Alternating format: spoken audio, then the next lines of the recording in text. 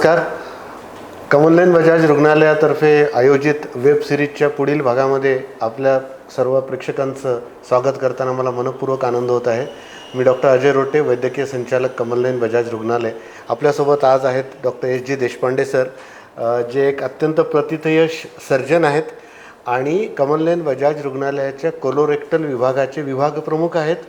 मागच्या 25 वर्षांहून अधिक काळाचा त्यांचा अनुभव आहे आणि मला हे फार अभिमानाने सांगावंसं वाटतं की कमलनयन बजाज रुग्णालयाचं कोलोरेक्टल विभाग हा सर्वात जास्त बिझी डिपार्टमेंटपैकी एक आहे आणि याच्या यशाची सर्वदूर कीर्ती पोहोचलेली आहे आणि भारत देशाच्या कानाकोपऱ्यातून या ठिकाणी रुग्ण उपचारासाठी इथे येतात आणि अव्याहतपणे ही सेवा कमलनयन बजाज रुग्णालयाच्या माध्यमातून रुग्णांपर्यंत पोहोचवली जाते. सर नमस्कार. आपण आपल्या कार्यमग्न वेळेतून वेळ काढून इथे आलात त्याच्याबद्दल धन्यवाद. सर मला आपल्याला पहिला प्रश्न असा विचारायचा आहे की आपण आपल्या कोलोरेक्टल डिपार्टमेंटबद्दल प्रेक्षकांना काही माहिती द्यावी. कोलोरेक्टल विभाग हा कुठल्या रोगांचा उपचार करतो याबद्दल मी सांगेन की याच्यामध्ये ॲनस, रेक्टम आणि कोलॉन म्हणजेच गुदद्वार, मलमार्ग आणि मोठ्या आतड्यांचे जे आजार असतात त्यांचं निदान करणे, त्यांच्यावर उपचार करणे आणि त्यांच्या शस्त्रक्रिया करणे हे या कोलोरेक्टल विभागाच्या अंतर्गत येत असतं. ओके सर, याच्यामध्ये आपल्या विभागामध्ये कुठल्या प्रकारचे आजार अंतर्भूत होतात ज्याचे आपण निदान आणि उपचार करतो? प्रामुख्याने आढळून येणारा आजार म्हणजे मूळव्याध. साधारणपणे सर्वसामान्य लोकांना गुदद्वारापाशी कुठलाही त्रास असला की ते त्याला मूळव्याध म्हणतात. बरोबर. पण प्रत्यक्षात तसं नसतं. मूळव्याध सोडून इतर अनेकही आजार असतात त्या जागी होणारे, जसं की फिशर आहे आणि किंवा फिस्चुला आहे, इतर काही असे आजार आहेत त्याच्यामध्ये. तर जसं की फिशर म्हणजे नासूर असतो, त्याच्यात एक जखम होत असते आणि भगेंदर हा म्हणजे फिस्चुला हा आजार असतो. त्याशिवाय काही ट्यूमर वगैरे असू शकतात, इतर प्रकारच्या काही गाठी निर्माण झालेल्या असू शकतात. तर जसं आपण आत्ता सांगितलं की मूळव्याध आहे, फिशर आहे, फिस्चुला आहे किंवा ट्यूमर्स आहेत. सर ह्या सगळ्या आजारांची कारणं काय आहेत? आणि आपण असं आत्ता रिसेंटली ऐकतो की याचं प्रमाण खूप जास्त वाढलेलं आहे, प्रादुर्भाव खूप मोठ्या प्रमाणात वाढलेला आहे. त्याचे कारणं प्रामुख्याने काय आहेत आणि हे प्रतिबंध याच्यासाठी करू शकतो का? नक्कीच. ह्या आजारांचं प्रमाण दिवसेंदिवस वाढत चाललेलं आहे. याचं मुख्य कारण म्हणजे आपली जीवनशैली. याच्यामध्ये अत्यंत व्यस्त जीवनशैली आणि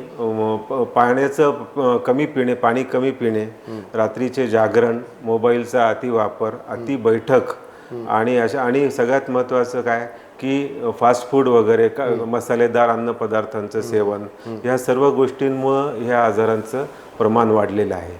मधल्या काळात करोनाची महामारी येऊन गेली. त्या कालावधीमध्ये लोकांनी खूप मांसाहारी पदार्थ, मसालेदार पदार्थ, काढे वगैरे यांचं मोठ्या प्रमाणात सेवन केलं आणि त्याच्यामुळं या कालावधीमध्ये या काळानंतर या आजारांचं प्रमाण आणखीनच वाढलेलं आहे. बरोबर आहे. आणि काही प्रमाणात हा आजार अनुवंशिक पण असू शकतो. एकाच कुटुंबातल्या अनेक व्यक्तींना किंवा अनेक पिढ्यांमध्ये सुद्धा या आजार आढळून आपल्याला येतात कधी कधी. हे आजार टाळू शकतो का सर आपण? याच्या प्रतिबंधासाठी काही करू शकतो? निश्चितपणे आपण ह्या आजाराचा प्रतिबंध करू शकतो. याच्यामध्ये आपली जे सर्वात महत्त्वाचं काय की आपली जीवनशैलीमध्ये सुधारणा करणे आणि एक फार महत्त्वाचं कारण या आजारासाठी असं असतं की बद्धकोष्ठता आहे.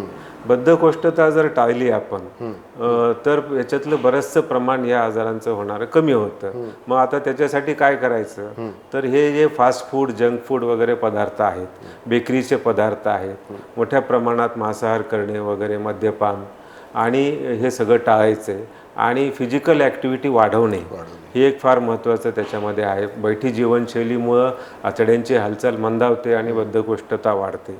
आणि आहारामध्ये भरपूर फायबरयुक्त पदार्थांचं सेवन करणे, भरपूर पाणी पिणे आणि जे इतर उष्णता वाढवणारे जे पदार्थ असतात जसं की काही आपण जे अतिशय नॉनव्हेज वगैरे किंवा मद्यपान वगैरे असे प्रकार हे निश्चितपणे जर आपण कमी केलं तर याला टाळण्याची निश्चितपणे करता येते. अच्छा, ओके. सरांनी खूप महत्त्वाची माहिती दिलेली आहे आपल्याला की हे सर्व आजार मुळात टाळू शकतो आपण. पण सर, आपण जसं बघतो की मूळव्याध आहे, बद्धकोष्ठता आहे किंवा नासूर आहे, जसं आपण सांगितलं, याच्याबद्दल सर्वसामान्य जनतेमध्ये अत्यंत गैरसमज खूप सारे पसरलेले आहेत की आजार ठीक होत नाहीत किंवा त्यांच्यावर उपचार होतात नाही होतात, गैरसमज खूप सारे आहेत. आपल्याकडे तर इतक्या वर्षाचा अनुभव आहे, यशस्वीरित्या आपण हजारो रुग्णांवर उपचार केलेले आहेत. तर या सगळ्या आजारांमध्ये आपल्याकडे कुठल्या कुठल्या उपचार सुविधा उपलब्ध आहेत कमलनयन बजाज रुग्णालयामध्ये? हां, नक्कीच. याच्यामध्ये काय, हे आजारांबद्दल असं म्हटलं जातं की सहन होत नाही आणि सांगता येत नाही असं म्हटलं जातं. येस. आणि मग ह्याचे जे रुग्ण असतात की हे ऐकीव माहितीवर आधारित घेऊन इकडे तिकडे, जसं की बंगाली मद्रासी डॉक्टर जे असे वैदू असतात त्यांच्याकडे जाऊन उपचार चुकीचे करून घेतात आणि त्यामुळं काय होतं की हे आजार त्यांचे बरे होत नाहीत. मग त्यामुळं असा समज पसरलेला आहे की हे आजार बरेच होत नाही. बरोबर आहे. मग याच्यासाठी सगळ्यात महत्त्वाचं म्हणजे तज्ज्ञ डॉक्टरांची सेवा घेणे हे फार महत्त्वाचं आहे. आणि ह्या आजारांवर जर योग्य उपचार केले तर निश्चितपणे हे आजार बरे होऊ शकतात.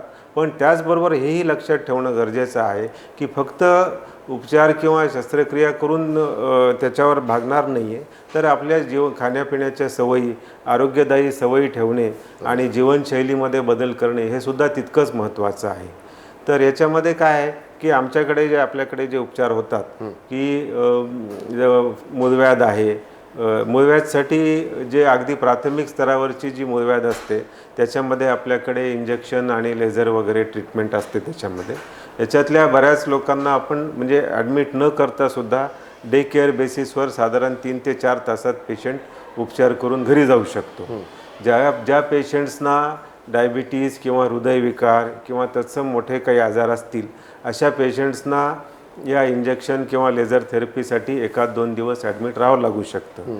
आणि जर वाढलेल्या स्टेजची मूळव्याध असेल, म्हणजे बळावलेली असेल किंवा फिस्ट्युला वगैरे सारखे आजार असतील किंवा चुंबळ येणे, कड पडणे असे काही आजार असतील तर अशा पेशंट्सना ऑपरेशनशिवाय पर्याय नसतो.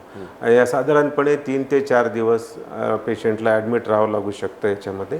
आणि जर नंतर व्यवस्थित जर काळजी घेतली, ऑपरेशन नंतर डॉक्टरांच्या सूचनांचं पालन केलं आणि व्यवस्थित खाण्यापिण्याच्या सवयी जर बाळगल्या तर हा आजार निश्चितपणे हे आजार बरे होऊ शकतात.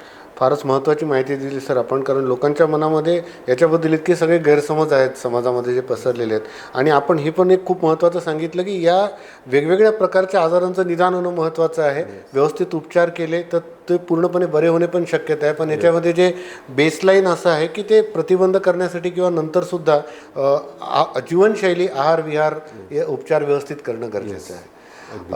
तर आपण इथे आलात आणि आपल्या बिझी शेड्यूलमधून आपण वेळ काढून माहिती दिली आपल्या प्रेक्षकांना. तर ज्यांना कोणाला या सगळ्या सुविधांच्या उपचारांची गरज असेल तर कृपया कमलनयन बजाज रुग्णालयाला नक्की भेट द्या. सर, धन्यवाद आपण आले तिथे. धन्यवाद. नमस्कार. थँक्यू.